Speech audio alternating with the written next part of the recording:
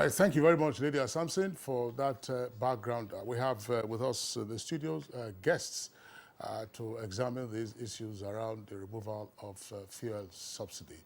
First, let's welcome Dr. Oji Ogbonaya Oji, Executive Secretary of Nigeria Extractive Industries Transparency Initiative, NTA.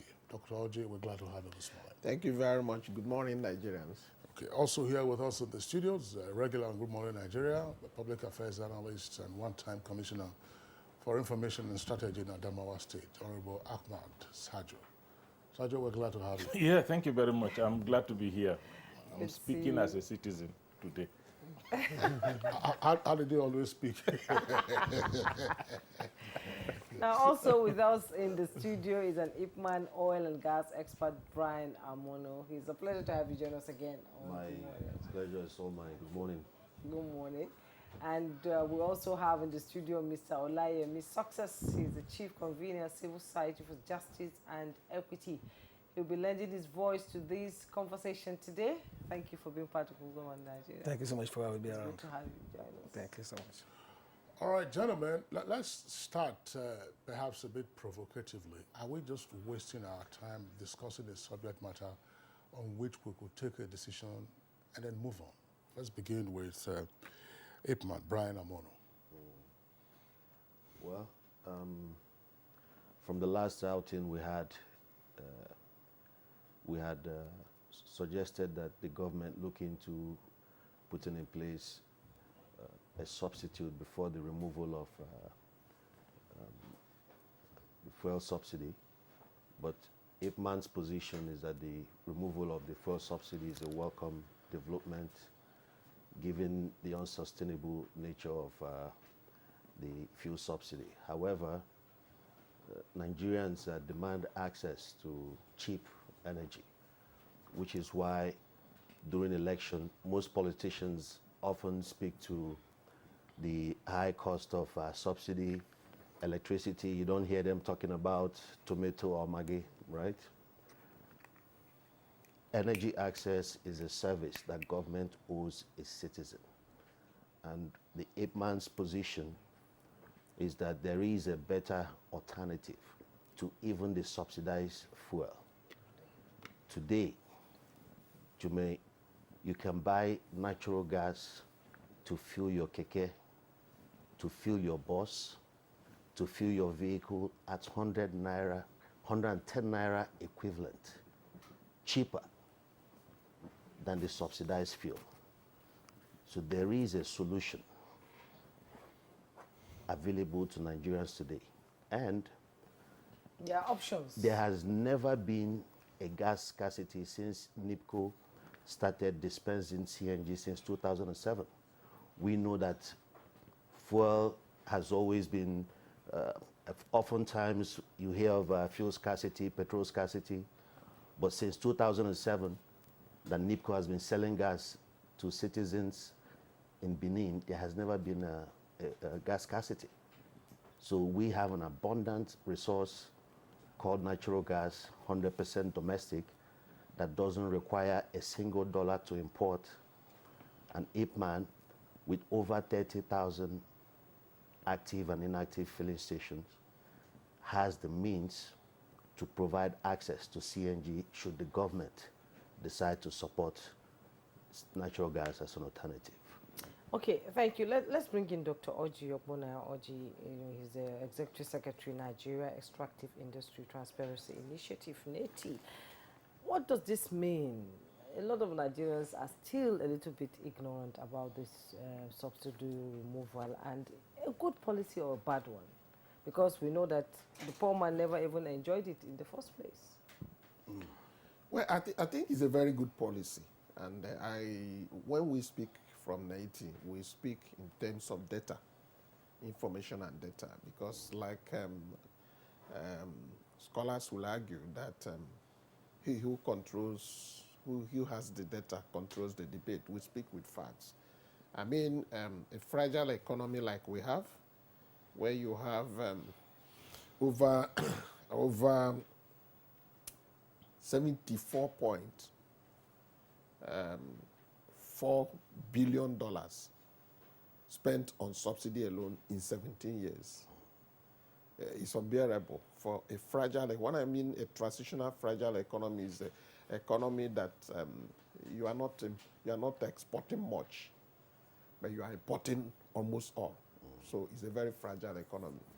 And when Nigeria joined the Extractive Industry Transparency Initiative in 2004, began implementation same year and supported it with a law. The whole objective was to ensure that revenues from oil, gas, and mining are deployed to work for Nigerian people, support the economy, free resources to build infrastructure, roads, water, electricity, support security, education, and then be able to build a harmonious society where poverty will be reduced to its barest minimum. That cannot happen if those resources are mortgaged in a policy that, in our view, had been overtaken by time. Remember that subsidy began in Nigeria 50 years ago. At that time, the problem was a challenge with oil sales, and a problem in the Middle East. And Nigerian government felt they needed to put in a policy to cushion that effect in our country. But it became a persistent policy. Since 2006, Nigeria has continued to really sweat to sustain that policy. And NTA, as an agency of government established to ensure transparency and accountability in the sector, has consistently maintained that it's unsustainable. And the figures that we have really speak strictly to the facts. And I can read some of them out. Between 2005 and 2021, we had spent $74.4 billion, which amounts to 13.6 trillion of subsidy. Many can question this figure in terms of product supply, product availability, and the sources of revenue. And our concern is that the whole of this money comes from federation funds, federation allocation, not from any other source. And these are money that could have been available for the 3 tiers of government to share and be able to support development in those other areas. That's one. So when on May 29, we had followed this up with all governments, past governments, and in their own view, they have the overall picture of when and how to remove the subsidy. They had the overall picture. Ours would be to make a suggestion. So when on May 29 that policy was dropped, we said that's correct. And that's the best way the president pronounced it was the way we felt it can work. Because opening it up for any other further consultations, we water it and then we go back to the same thing. So now we are working from the question to the answer. Because the policy has made that pronouncement, and I believe every effort should be made to make sure that position stays. The pain is temporary, and in matter of time, it will fizzle out. Because Dr. Ojo, let's pause you in the meantime and bring in Ahmad Sajo again for his own perspective. Because I asked the question earlier whether we are not expending so much energy debating the issue of fuel subsidy removal as though it were a standalone subject. Many would argue that there are ancillary and equally important issues that we ought to be expending our energies on, other than that single item of say remove fuel subsidy, because this is what we've been dealing with over time. Since the Fourth Republic, for instance, many of us saw what Obasanjo tried to do and how organized labor, citizens rose up in arms and said, no, no, no. All right, so we left AGO and DPK as those that were deregulated. And then, of course, petrol continued to enjoy subsidy. But over time, we have seen the escalation in the pump price of petrol. And then the increasing cost, as Dr. Ojo Bonaya has just said, of maintaining a subsidy regime that in the end hurts everybody. So are you tired of hearing this argument about fuel subsidy? Well, let me be very, very honest with you. I agree in total that we've been wasting our time discussing what we should have long ago, ignored for some more serious discussions. Don't forget, 2 policies that the president President Bola Ahmed Tinubu, spoke about during his inauguration, are very key to the progress and development of this country. The first one is that this subsidy regime we've been bleeding. This country has been bleeding from unnecessary waste in the name of subsidy for too long. Now we have stopped that. He has taken steps to stop that bleeding. That bleeding should stop. Second one is this dual exchange rate, where people who are connected collect money from the central bank on some so-called official exchange rate, just to go and sell it to bureau de change and make money. The country has also been bleeding in that direction. So I think we must commend the president for taking that position. We must stand by him for taking that position. But let me also tell you why I think we've been discussing this issue unnecessarily. There are many lies involved. First and foremost, who is being subsidized? I come from a place called Mubi, some 15 kilometers away from Cameroon. And I can tell you authoritatively, and anybody that thinks I am not saying the truth should come and face me, that in our place, for the past 15, 20 years, we've never bought fuel at the subsidized rate. We always bought the fuel at more than twice the price that they said is the official price. So were we the ones that were subsidizing those of you that live in the cities? Who was subsidizing who? That's one. Two, we see this fuel in large quantities, sometimes a full tanker moving into Cameroon. We see it. If we go to Cameroon because part of our families are there, when we go there, it's Nigerian fuel they sell there. They don't even sell their own fuel. So are we subsidizing other countries? That's another one. The third lie, and I'm telling you this, is that people will tell you on the street, when they remove subsidy, prices of bulk food will go because bulk items will transportation of bulk items. But bulk items are transported with diesel consuming vehicles, not PMS consuming vehicles. The trailers, the tankers, they go on diesel. And diesel has been deregulated long ago. There's no subsidy on diesel. So what are we really talking about, my brother? Look, the truth about it is that this subsidy regime has all along been, unfortunately for the use of word, a scam by some people to continue. I know there are filling stations in my own area, my own state, and my own area that have been built for the past 20, 30 years. They never sell fuel one day. But every day a tanker comes there, parks. The next day, the fuel is evacuated. You don't know to where. That's what we're talking about. So we're talking about those of us in the rural areas subsidizing those of you in the cities, and then they're telling us that there's subsidy.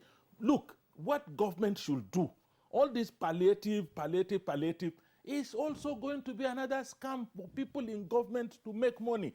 The best way government can do is that those in the fringes of the economy, but they are the ones that hold our economy. Local petty traders, local people in the villages. Look, these are the people that hold our economy. They are the ones that suffer from multiple taxation. If you really want to incentivize them, please reduce the burden of taxation on them. Local government will come and collect. One agency of government will come and collect. Another one will come and collect. State government will collect. Federal agencies will collect. They are paying excessive tax on small goods that they sell. If you really want to incentivize them, do it. Workers, our Nigerian workers talk all the time. I agree that the minimum wage is little, but are we only talking about wages? I visit my relations in Cameroon, and I know that they don't talk about wages all the time. What they talk about is incentive for people to keep staying in their duty post. A teacher, when I went the last time, we met with teachers in Cameroon. When it was time to take lunch, they took their ID cards and led us. Said, as a teacher, I'm entitled to rebate in most formal institutions, restaurants, pharmacies, and the rest. You incentivize them with rebates. You give them, you remove tax on them. Elsewhere, everybody will become a teacher. No, but what I'm saying is that as a worker, there are many other areas, Mechanisms that the government for easing the cost of living. Easing the cost of living. In Abuja here, you know, practically every major ministry has a staff bus. What of the ordinary people? They don't even have any incentive to carry them from wherever to wherever. So we have a lot of, you know, areas we could, you know, cushion the effect of this thing without making too much noise about it. I think let's move forward. I am looking forward to, by this week, the new President Bola Ahmed Tinubu, should knock away the dual exchange rate as well. So let us face our reality. Let us stop bleeding this country in the name of subsidy, in the name of dual exchange rate, in the name of all manner of things. Let's free funds for the development of this country. Our development has been stunted for too long, that we're talking about subsidies that don't even exist. For me and people in my village, subsidy doesn't exist. Indeed. That's the truth. Yes, indeed. Yeah, well, I actually love the way you know, talked about the issues there and the way forward. Indeed, the president said that he's going to deal with double taxation, and I believe multiple, that is yes, not double, yes, multiple, because a lot of small businesses are going under because of this multiple taxation. Let's bring in now Mr. Olayemi Success. You've listened to the conversation here, and just as the president was giving his speech, before he even landed, the whole country erupted. Bam! We finished, I was just driving home already, the queue. I was wondering what's going on, you know. And these same petrol stations were there to hijack their price with fuel that they bought under subsidy, yes, that were already in the depot, and they already have it in the tank. So, I looked at it as if Nigerians themselves are not helping government to realize the objective of governance itself. What's your take? Well, and shortly after that, when the NNPC made the pronouncement of the price regime, then the queue disappeared. Yes. Okay, fine. Now, to start with, whether it is necessary to still do this kind of discussion or not, I will disagree by saying it is very necessary, because the lies out there are so enormous, to the extent that if the people do not get the true picture, the true information from a far-reaching medium like this, then the lies may prevail. So there is need to still discuss about the issue of fuel subsidy. Of course, fuel subsidy is gone. And we know that some people may be preparing war, trying to mobilize against it and all that. So the information they get from a reputable organization like this will make them, we can equally demobilize the expected gullible they want to mobilize. Now, issue of subsidy. Fortunately, the opinions of the frontliners, the elite, the political frontliners actually align on the removal of fuel subsidy. Taking a cue from the just concluded presidential election, all the front line runners for presidential election, for the presidency, they actually campaigned with it that they will remove fuel subsidy. His Excellency Atiku Abubakar said he will remove subsidy. He campaigned with it vigorously. Asiwaju Bola Ahmed Tinubu, same thing. His Excellency Peter Obi said subsidy will not even stay with him for 1 day if he has somebody to become the president. Comrade Sowore said the same thing. So that is to say, there is alliance of thought, of opinion on the issue of fuel subsidy, removal of fuel subsidy. And this is because the nation is bleeding. Now we now know why and where we are bleeding from. And the opinion is popular to do away with this. We just have to work from the answer. Now, the question of whether we should debate or discuss it is not the issue now. Fuel subsidy is gone, and it should be that forever, because it is no more sustainable. Who are we subsidizing for? This we have discussed over. Thank God for another view from Comrade Sajo there. Now, even in Abuja here, that you say you are subsidizing for people. Are you subsidizing for the family that have only just a car, 1.6 liter engine car, where they can burn, they can run with a 70 liter of fuel for 3 weeks?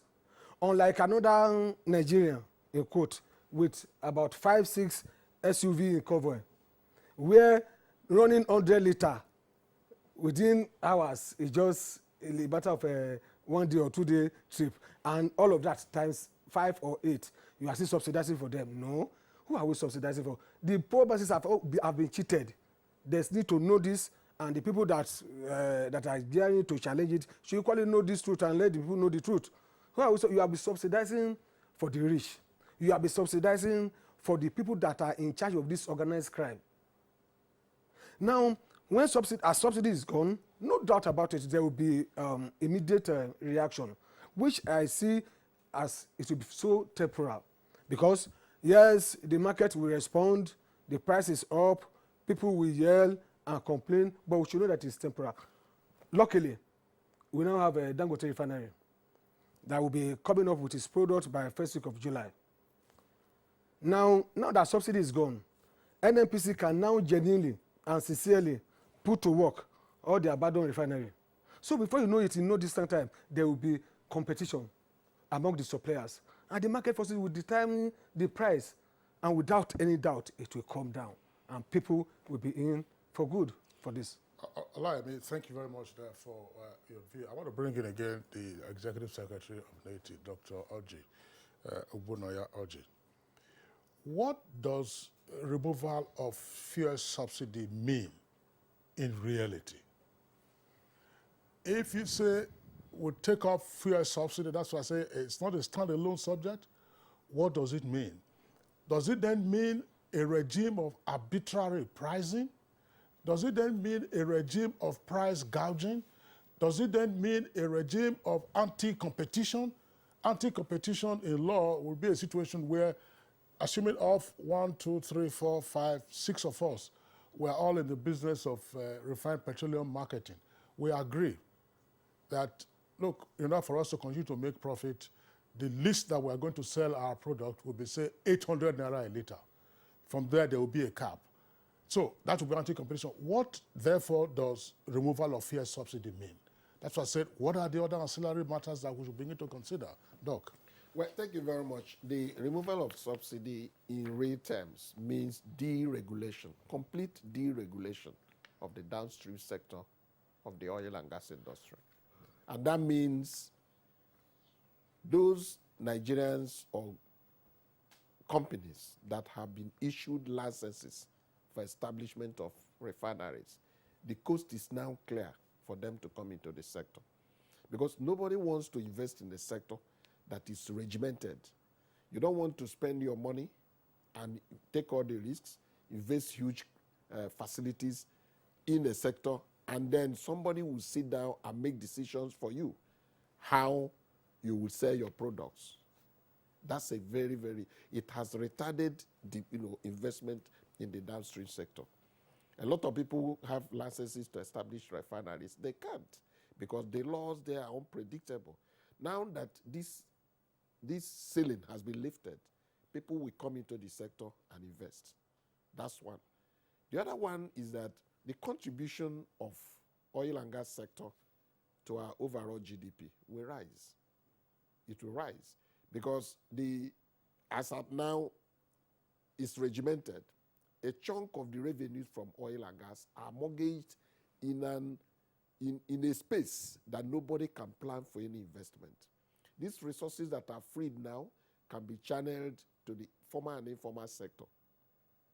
And look at it the other way. There is also a connection between subsidy regime and oil theft, smuggling, like my brother Sergio said, along the borders. We did a survey and found out that while we were regimenting to sell PMS at 165, 185 in Nigeria, across our immediate borders, it's 600 naira. Around Cameroon border, we did a study, what is sold between our borders with Togo, our borders with Benin Republic, our borders with Niger, our borders with Chad, and across even within the Great Lake region of Central Africa. It's Nigerian crude. It's Nigerian PMS that they use. And all these filling stations established are just courier pipes. So, and you had no control of who is importing what within this period. And we also had issues with what is the actual consumption that Nigerians what is the actual PMS consumption in Nigeria?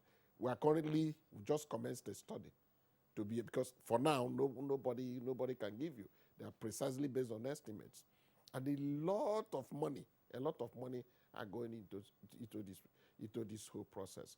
If you look at oil theft, the incentive to steal Nigerian crude, refine them, bring it back, and to us at export, is also part of the problem. So, I mean, it's a major policy shift in the sector. Deregulation will free the sector for private participation, equity participation, and that also links up to the issue that my brother here has mentioned. I mean, the Dangote refineries has come up, but it's within the non-free trade zone. So the only, most of the things that will be gaining from is the, the cost of importation. Then we have another refinery that the Boa Group is working on building now in Akwa Ibom State. And that also, from what we know, is expected to come on stream in 2024. And we, from their projection, about 200,000 barrels per day. When you add 650,000 barrels per day from Dangote and 200,000 barrels, and then some other small refineries that are waiting for this policy to happen.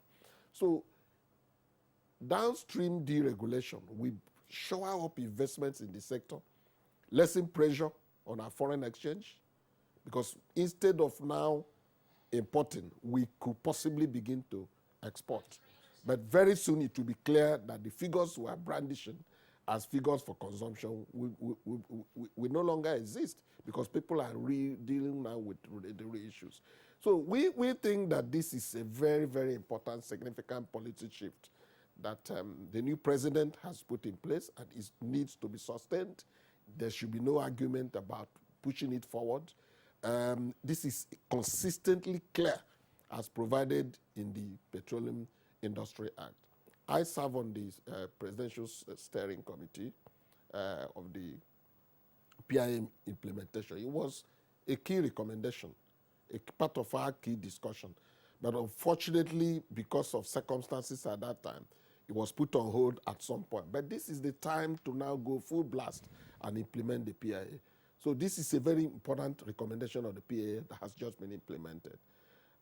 I do see a lot of reason from the labor, from organized labor, and on what will happen to inflation, what will happen to purchasing power of workers, what will happen to the ordinary Nigerians. And this is where that very important stakeholders' extensive, aggressive consultation should begin.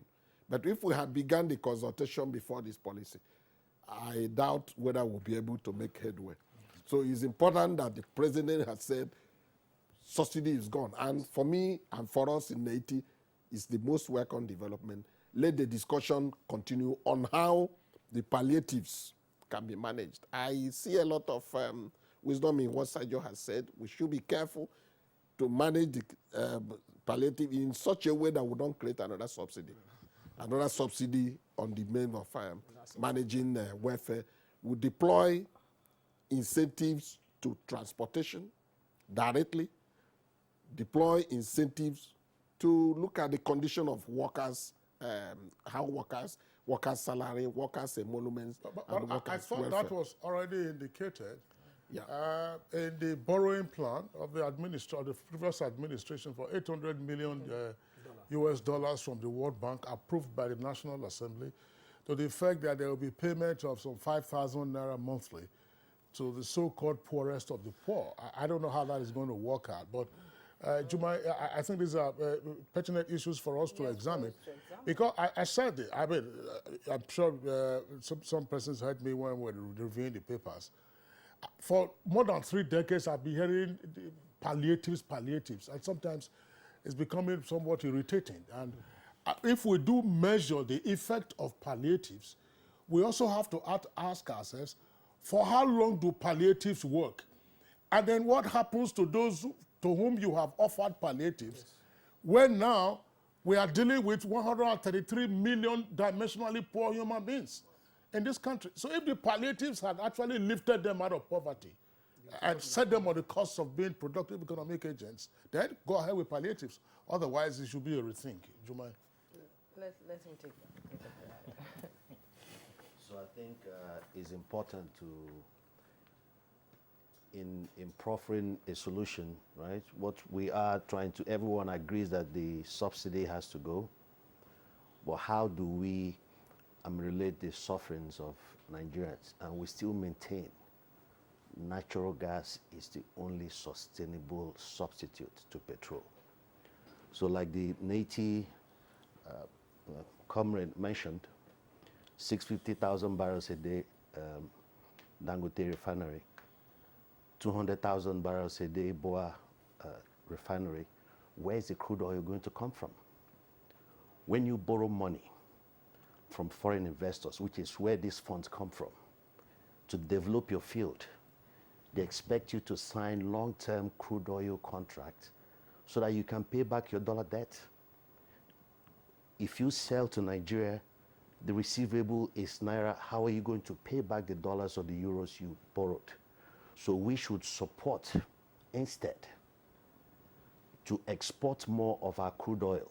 In case you've not noticed, the world is talking about hydrogen, solar. We have very limited opportunity to export as much of our crude oil while the market is still there, right?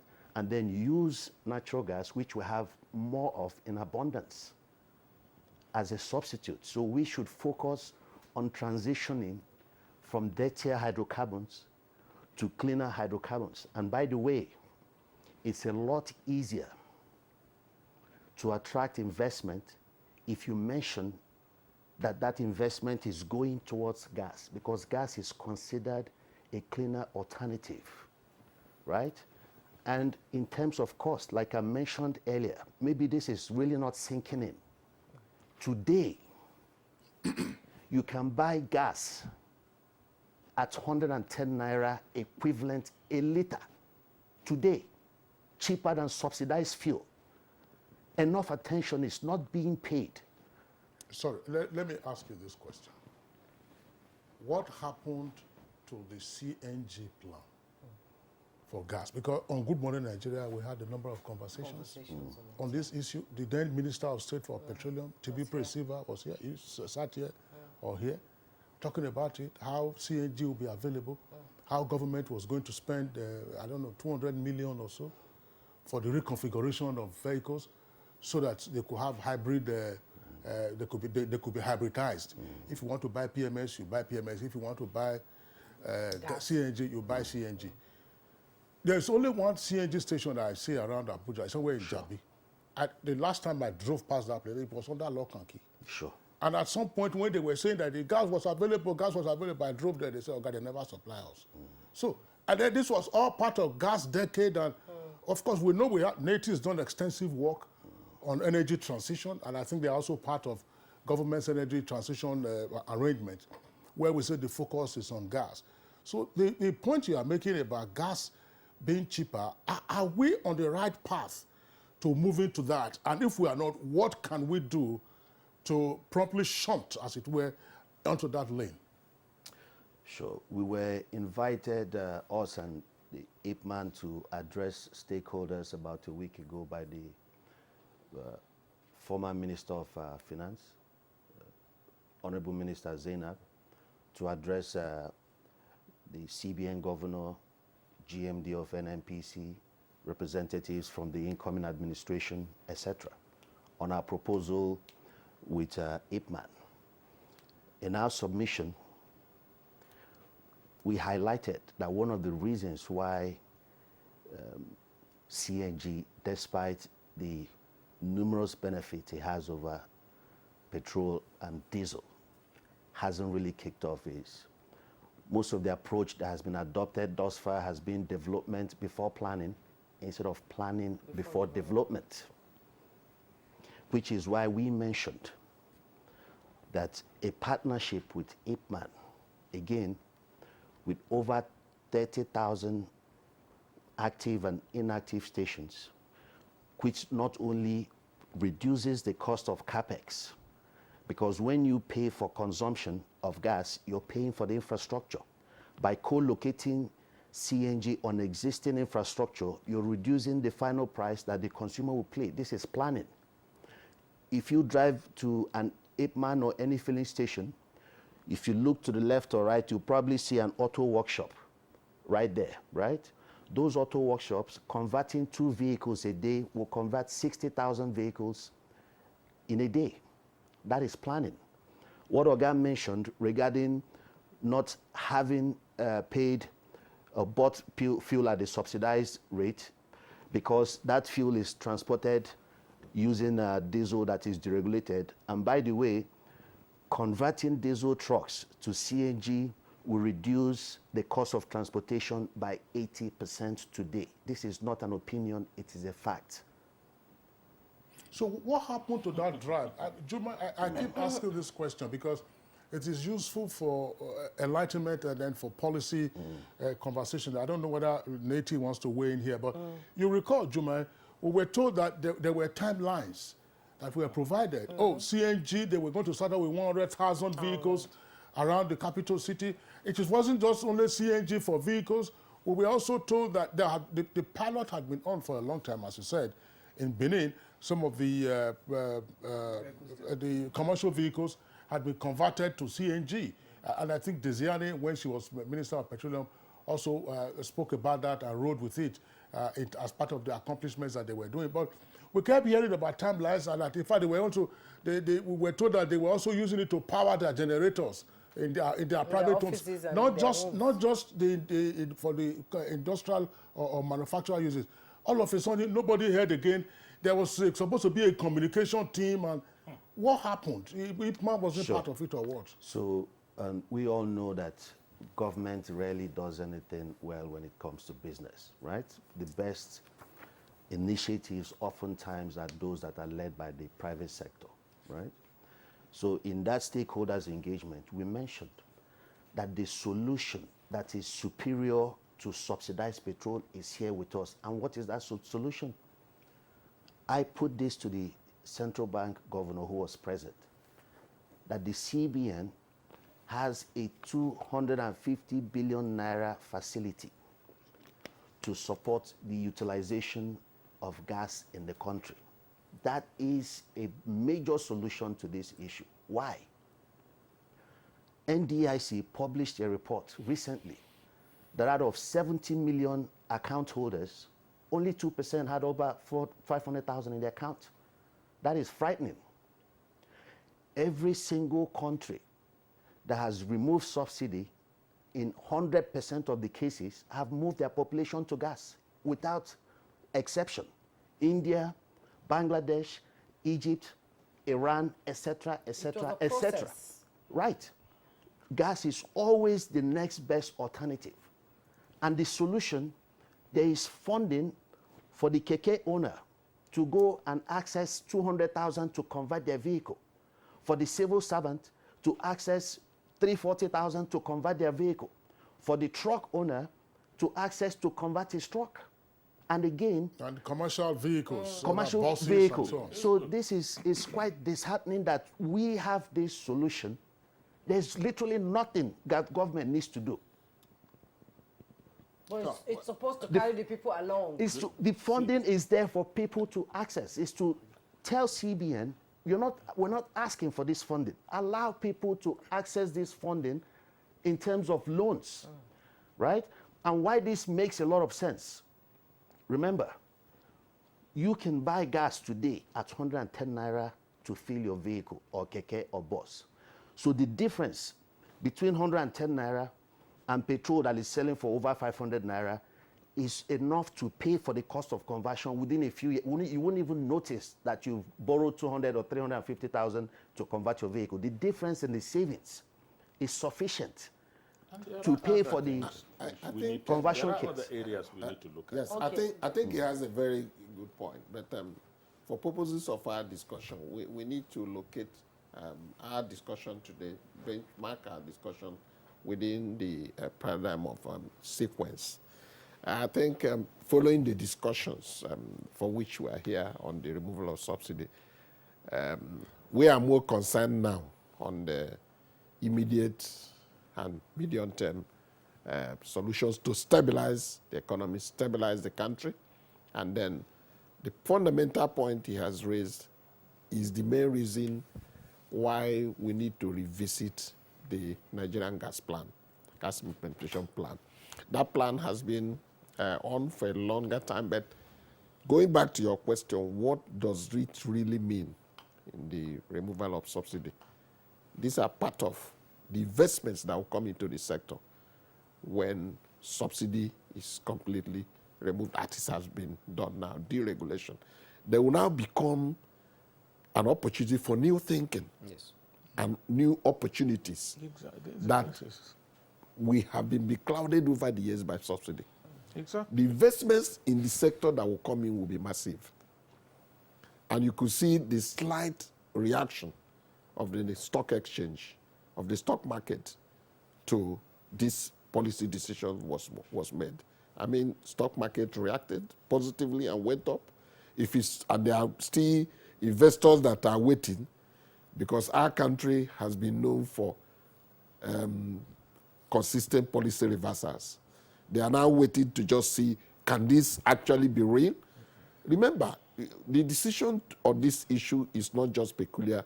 All global institutions, development institutions, had consistently recommended for Nigeria to do away with subsidy. The World Bank, I don't want to mention the IMF, because the IMF is perceived sometimes, but IMF had sincerely made this recommendation a long time ago. Our global institution, the Extractive Industry Transparency Initiative, the global headquarters, has consistently also encouraged us as a local chapter to push for this, but there's a limit to which we can do, except the recommendations that have been in our report since 2006. So the whole issue of gas is the main reason why we are interested in energy transition, because most of the companies are now even changing their names to energy. Nobody is talking of oil and gas. But for now, we know that oil and gas, oil in particular, will still be with Nigeria for a very, very long time. But there are that's the reality. Sorry, sir, there are two issues we need to look at very carefully. We are not discussing, a long-term plan is very, very good, but we need some short-term plans to ameliorate the situation we found ourselves in. The first one is that the president also mentioned it in his broadcast, and we want it to be followed up and to be done. That if, for example, we could improve the power supply in our country, we would have reduced a lot of expenditure on use of oil, PMS, and diesel to power generators. So can we, encourage the government to increase impetus in making sure that power is available to Nigerians? That's one. Secondly, we need to be very careful in giving out palliative. We should not encourage incentivizing indolence and look, there are a lot of people in this country that are poor because they choose to be poor. And no amount of incentive you give to them that what would do you mean by that? Exactly. How can you choose to be poor? I'm coming. Look, let me tell you. I was discussing with the security guard in my office. He is a security guard who receives less than 20,000 naira a month. He has 2 wives. He has 5 children. And I was telling him, do you go to the farm as a measure to make up for the little income that you make? He says, yes, he goes to the farm. I said, with members of your family that are strong enough to accompany you? He said, no, they will insult him in his village if he carries his wife and his children to the farm. So you can imagine that you have a family that you claim your system encourages them to stay at home and be indolent, redundant, when you have the resources out there. So we're looking at a situation where if there is going to be a palliative at all, that palliative should encourage productive activities. It should encourage, farming. It should provide startups for people to start businesses, small businesses. What should be, Ahmed Yeah. Sajo, Yes, sir. why we are saying this? Because sometimes the impression is created that suggestions and ideas that are coming out from this are targeted at the federal government and invariably the president. What should be the role of subnational entities in all of this? Absolutely. As a matter of fact, some of us are even advising that in pushing forward any activity that will, ameliorate this situation and put us on a trajectory for getting out of the shocks of this thing, should be done collectively. Mr. President understands naturally that we are in a federation where the states have some level of autonomy, but that he should work with the state governors. He should work with the state governors to ensure that certain activities are carried down right down to the grassroots. Okay. But I am saying, and I am repeating, my brother Kinsley, I'm repeating very strongly that in trying to work out a palliative regime, rather than begin to say we're giving 5,000 to the poorest of the poor, which at the end of the day will be based on somebody's discretion to decide who is poor and who is not poor. There's something it will also become family and friends at the same time. No, it will also be an opportunity for.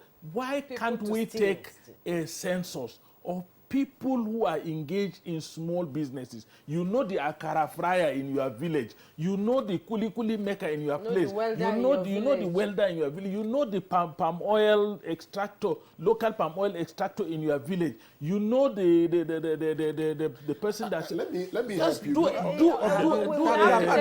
Gentlemen, I'm saying, do a census of these people and support them to grow. Yes, as the That's conversation all. is getting heated, Becomes now, a productive we're thing. beginning to count down to the end of the conversation. But let's take this break. While we continue, we'll talk about ways to encourage productive activities, just like you said, with the palliatives that will be coming the way of the poorest of the poor. Like the People say we should forget all We'll be these right back. palliatives. We'll be right back.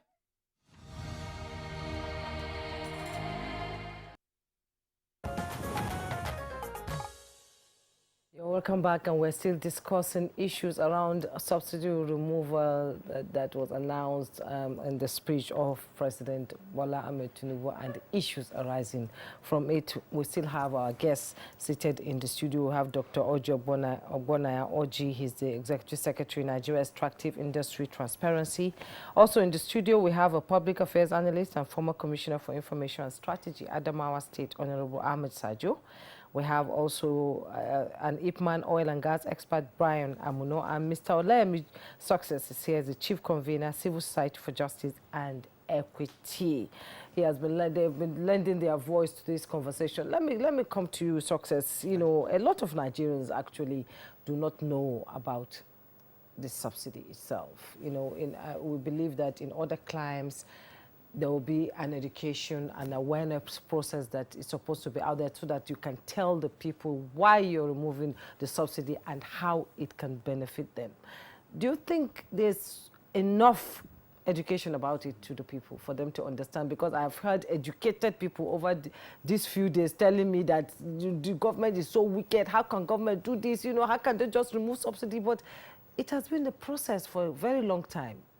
For me, I became aware of it by 2012, and it has been there. And Mr. Ogbonna is saying that it has been there for 50 years. Yes. So this space is enough for Nigerians to understand what it means to remove the subsidy and knowing fully well that it will benefit them. And Sajo has said that we need to encourage productive activities, not just giving palliatives.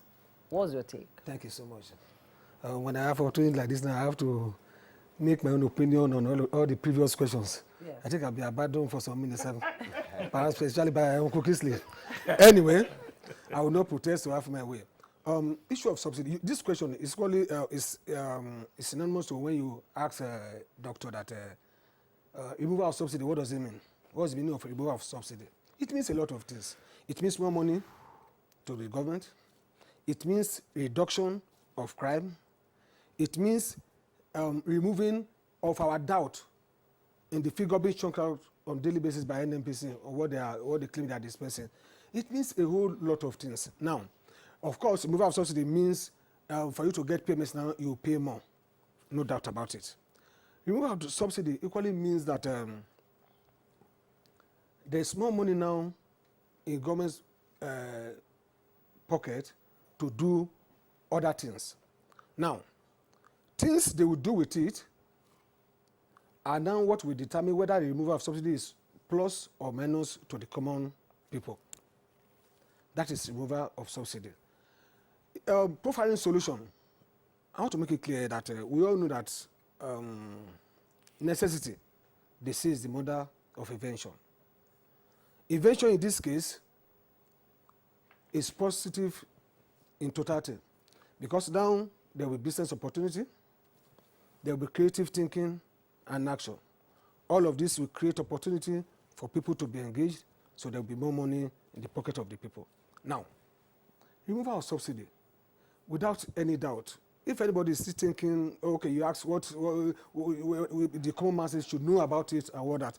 Now, in the layman definition, subsidy itself means that somebody is reducing the cost you are supposed to pay for PMS. You have been paying recently before yesterday, 194, 195 naira per liter. I know Comrade Sajo will disagree because he said that's for the city dwellers. Okay, officially.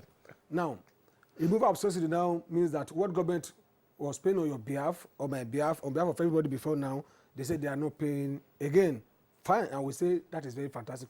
We agree to it. So we now have to pay the full cost of getting these payments. I think that is the layman definition on that. Now, the implication, like I said, yes, it's increase in the price to purchase these payments and all that. Now, solution and what can we gain from it is the creativity, the business ideas that will be associated with all of this for the purpose of, one, businessmen and women want to benefit from an opportunity. And there will be no opportunity for businessmen and women when the sector is totally regimented, controlled by government. You can't determine what will happen tomorrow. You cannot use your business acumen and knowledge to think about what will happen tomorrow when you know that this business is in total control of government. So now removal of subsidy means total deregulation of the downstream sector. Fantastic. Now, the question of how do we eliminate the immediate hardship that this will temporarily bring? Considering palliative, to me, is another subsidy cartel. You want to build another subsidy cartel.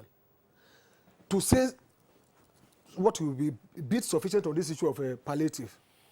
In the last 8 years of President Muhammadu Buhari, there were a lot of programs and projects all geared towards palliative, in quote, trader money, market money, direct transfer, all of that. What is the purpose? They say to take people out of abject poverty. Now, what is the feedback on all of those things? Is there any positive feedback? The answer is no. From MBS, the statistics keep increasing. So, if the statistics is increasing, and we have spent all of that on palliative, and yet the statistics is increasing, it means something is not working. Is it the MBS that is lying about the statistics, or the acclaim project is not real? I believe that the acclaim project is not real because statistics can be verified by anybody. So you agree that they should encourage productive activity instead of just giving palliative? Yes, that is one. Two, another, what can be done in the immediate that will go around is the issue of taxation. People pay multiple taxes. You pay to the federal government, you pay to state government, you pay to local government.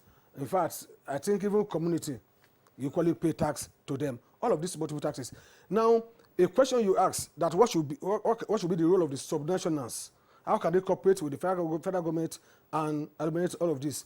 I think the answer to this, both the eliminating the immediate, the temporary hardship, and what could be the function of the subnationals with cooperation with the federal government will be addressed by the issue of removing some of this multiple tax. By the time this is, because removing it, local government will tell you, oh, we need to generate, we need money. Oh, fantastic. It should be on the part of government that now we now have more money. What we are generating from such taxation, for what purpose, will provide. So stop stressing the people. And therefore, this shouldn't be a time to continue to make the comparison that Nigeria's VAT is the lowest on the African continent. So this is a time to freeze tax rates. Yes. But improve on efficiency of collection. Yes, because the pressure is there already from the removal of subsidy. Now, in the immediate, you just have to remove some of the bottleneck, some of the source of tension, some of the source of pressure on the pocket of the common people who are actually the mainstay or the practical key player of our economy in this nation. So, taking away some of these multiple taxes will be one of the immediate way to eliminate this. Dr. Oji. Well, thank you. You know, before now, early last year, we published this policy advisory. And they provide options for review. Those options are solutions, and we shared this largely with government. We are going to do so once again. It's a research study that concised all we wanted the subsidy remover to. One of our recommendations will be a coordinated stakeholders engagement. I'm happy that the government and Labour are already talking. I'm also happy that the affiliate unions in the oil and gas industry are already speaking with the NNPC. These are part of the engagements. NIT is involved. It's also discussing with the civil society and our allies and international development partners who also share the view that subsidy should be removed. But what happens if subsidies? How do we manage all the other matters that will be arising? We equally think that government should do more than a passive interest in all those who have licenses to establish refineries. Government could channel some of these palliatives where just give them a policy support. Be interested in what happens to the ongoing construction of major refineries and see what they can do to support them, to support those business initiatives, because they have multiplier effect, not just on availability of products, but also on jobs and the reducing purchasing power of the people. I'm talking of the ongoing construction in Boa Group by Akwa Ibom, in Akwa Ibom State by Boa Group, and then even the Dangote that is on stream. If there are institutional support that they require to immediately come up, we need to do that. We equally think that the 4 refineries that we are, are ongoing. 90 plans to do an in-depth on-the-spot assessment of where we are. Not much information is coming out to say this is where we are in the rehabilitation of refineries. Kaduna, Warri, the 2 refineries in Port Harcourt. If there is investment that's going on there, information needs to go to be able to reassure Nigerians that this is what is going on. My brother Sergio has spoken a lot on the issue of palliatives, and we think these palliatives this time should not be giving cash to individuals, because that is investing in laziness and investing in a non-productive venture. The final one, very quickly, because I want to throw in something as well in terms of stakeholder engagement, quickly. Yes, you said you want to make the final point. Yeah, the other final point I would like to make is in the area of policy. The PIA Implementation Committee, the committee began its work as soon as the PIA came. We met, but unfortunately we didn't conclude that assignment as to be able to hand over our report to the president. We think the new government should revisit the PIA Implementation Committee that has fashioned out implementation, be allowed or be reconstituted to complete its work and then hand over implementation of PIA in part, in whole, not in part, is so key. It's very important because the removal of subsidy is part sorry, of... we're getting pressed for time. Yeah. I'm sorry to interject. Thank you. I think that we also need to touch on it because earlier we raised the point about the responsibility of subnational entities in dealing with the consequences of the removal of fuel subsidy. Yeah. Now, it's been said that it isn't just it is the federation account rather, not just the federal government, that is responsible for the payment of subsidy. State governments and local governments also contribute to the payment of subsidy. So whatever benefits will be derived will also inure to states and local government. But I think it is a bit curious, at least from the visuals that we saw yesterday and up to this morning, that in the ongoing interactions with labor and other stakeholders at the villa, we do not appear to have seen or heard the voices of subnational entities, in particular state governments, at such a consultation. Should that not also be rectified? No, I think, you know, this is coming as a spontaneous reaction to the policy pronouncement. But I can assure you that nothing will succeed without synergy between the federal government and the subnational entities. And I want to give you one area that we've not been talking about, but is very key. The public transportation system in this country is chaotic. Even in the city, a city like Abuja, there is no viable public transportation system. The light rail, the Abuja light rail is not on stream. The buses, the commuter buses by FCTA, most 80% of them are now packed up. You know, you don't have, so people just, and if you go on any of the major highways in Abuja, it irritates you. People park anywhere in the middle of the highway to pick passengers, and the reason why a family will have 5, 4, 6 cars and everybody goes out with one is because we do not even have a transport system that is organized. In other climes, what you do is that you know the route of the buses, you know the times they come, you can arrange, you can organize that between this time and this time I will go out, catch up the bus and then go. You know, we need to organize a public transportation system that is orderly, that is that is affordable to the citizens.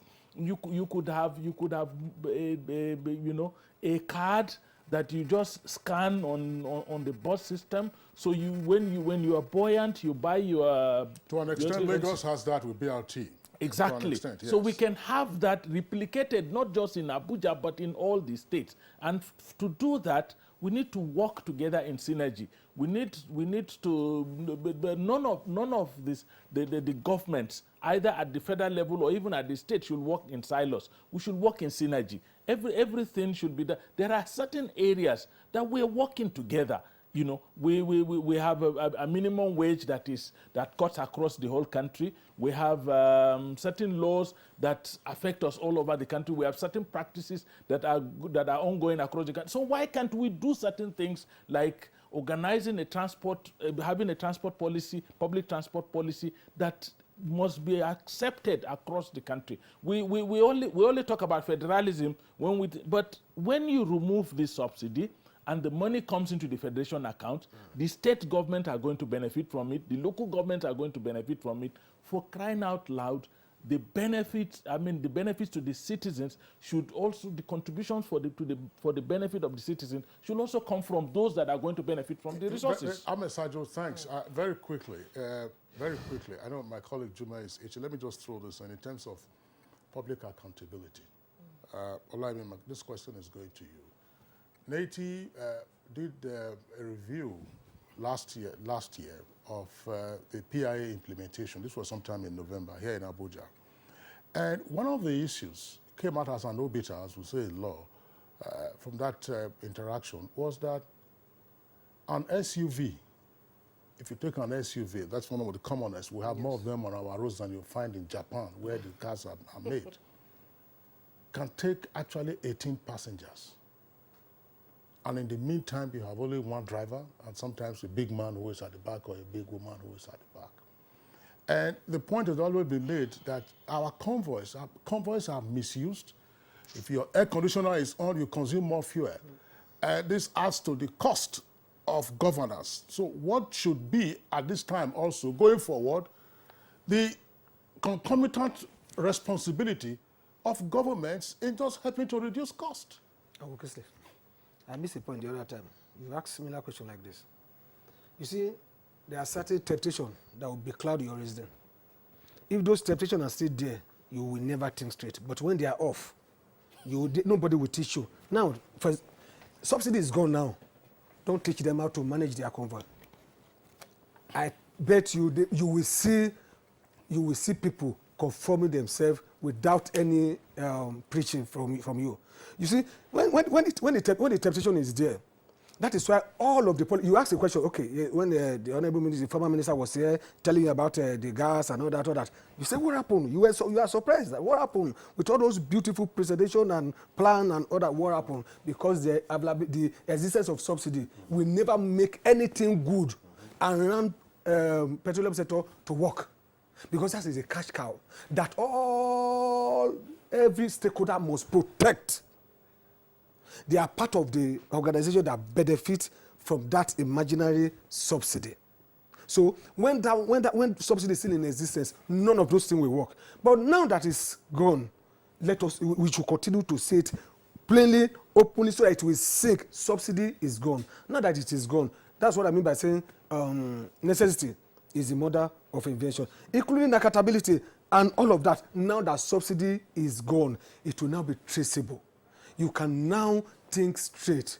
As DG, you still want to drive 5 SUVs, all with your AC on, and all that, carrying only maybe 2 passengers. There's fuels, security aid, and PA, no problem. By the time your budget, your running costs, will all be channeled to fueling your vehicle, your deputy, your assistant, other staff will ask questions. So what should go, what we should support to go, that has gone, that we should be celebrating is better now, is subsidy. So let us continue to cloud that subsidy is gone. Don't advise them, they will advise themselves. Even you don't, nobody will advise you. Subsidy, I'm not asking, I don't because... And sometimes, even if the organs or madams are not in the car, the car is running. Okay. So that the AC will cool down very well before they come out of wherever they are. The convoy culture has caught up with even people that you don't expect to have convoys. Now, even the labor oligarchs, the leaders of the labor unions, they go on convoys now. The clergy, the imam, the big malams and the big reverends, they also have convoys. Even the royal father, everybody now has they claim that they don't. Even the royal fathers, with no salary. Everybody now has convoy. Yes. The convoys will reduce. I agree with you. Okay, totally. gentlemen, we have to round up this conversation. I'm sure we're going to come back in time to come and have a conversation again on this topic, and I believe by then things must have stabilized and Nigerians will be out of the panic mode. Dr. Orji Ogbonaya Orji is the Executive Secretary, Nigeria Extractive Industries Transparency Initiative. Ineti, thank you so much. Thank you. Thank you very much for the opportunity. And Public Affairs Analyst and former Commissioner for Information and Strategy, Adamawa State Honorable Ahmed Sajo. As usual, it's a pleasure to Thank you very much. I'm grateful. And it's a pleasure. yes, Brian Amono, it's a pleasure. And we hope that Nigerians will agree with this gas initiative and, maybe convert their vehicles to gas. I would love to do that if I have the opportunity and the money to do it. And Mr. Olayemi Success is the Chief Convener, Civil Society for Justice and Equity. He has been lending his voice to this conversation. Thank you so much for coming on Good Morning Nigeria. Thank you so much. Let's now take a peep